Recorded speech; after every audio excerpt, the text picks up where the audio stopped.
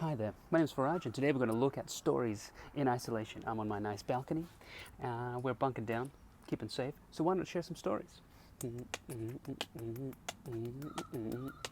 I want to share with you two stories that show that by your own ability, power, your good deeds, your good looks, you can't find your own way to heaven. You just can't. Now the first story that tells us this is found in the first book of the Bible, Genesis. And it's the story called the Tower of Babel. And there all of mankind has decided to gather and build a city.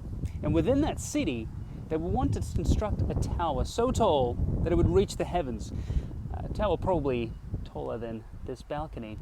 The reason they were doing this was so that they could make a name for themselves, thinking if we can build a tower tall enough to reach the heaven, well, we can be with God, have the same status as Him, hang out with Him. I mean, this is crazy, don't you think? How great must their pride be, and how little is their opinion of God to think they can reach Him? And so they start building their tower. And while they're doing so, God notices and decides to come down and see what's happening. Let's build a tower, you guys. So God comes down, has a look around, and realizes that this is going to be a problem. And He says this: if as one people speaking the same language they've begun to do this, then nothing they plan to do will be impossible for them. Now people might think, why would God have a problem with this? I mean, isn't it nice they all want to live together, work together, that nothing is impossible for them, that we can achieve everything, that wholesome, loving... But God saw a more ominous and dangerous thing going on there. I mean, if nothing is impossible for them, and they're doing something so silly as trying to build a tower to heaven, what else can they do?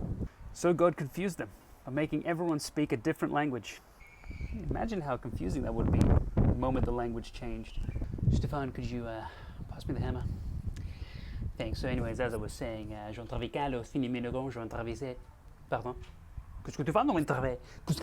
So as the people realized they couldn't understand each other, they gave up on the tower and God scattered them across the earth.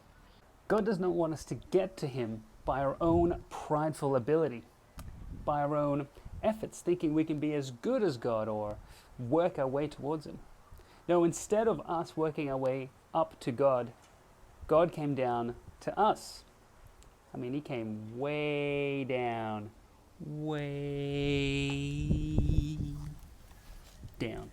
to our feet.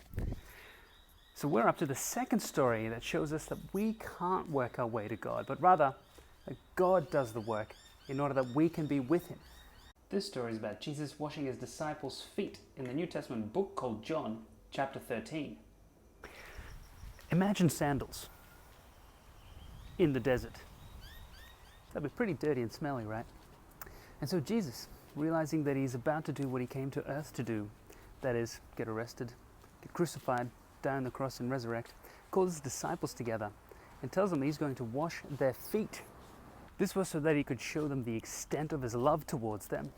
And so He starts to get a basin, gets a towel, wraps it around Himself, and starts washing their feet. Now when He gets to Peter, Peter draws back and he says, "Lord, are you going to wash my feet?" No. Jesus says, "Peter, you don't realize what I'm doing now, but you will understand later. So let me wash your feet." And Peter's like, "No way, man, no. You're not washing my feet." I mean, parents, we can relate, right? Pesky Peter doesn't want to get a wash. Reminds me of my daughter. Bath time. Bath time. But Jesus replies, "Peter, unless I wash you, you have no part with me." Peter is taken aback and says, "Lord, yes, wash my feet, but also my hands and my head too." So Jesus washes his feet.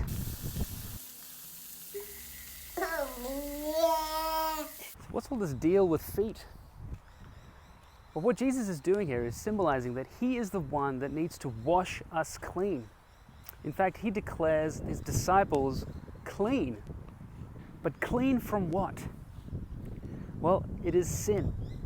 Sin is the barrier that separates us from God. That's why we can't build our tower up to Him. Sin is that rebellious attitude that we have towards God. It says, I don't want to live under God's rule. I want to live under my own rule. I am king. And so Jesus came to pay the punishment for sin in our place.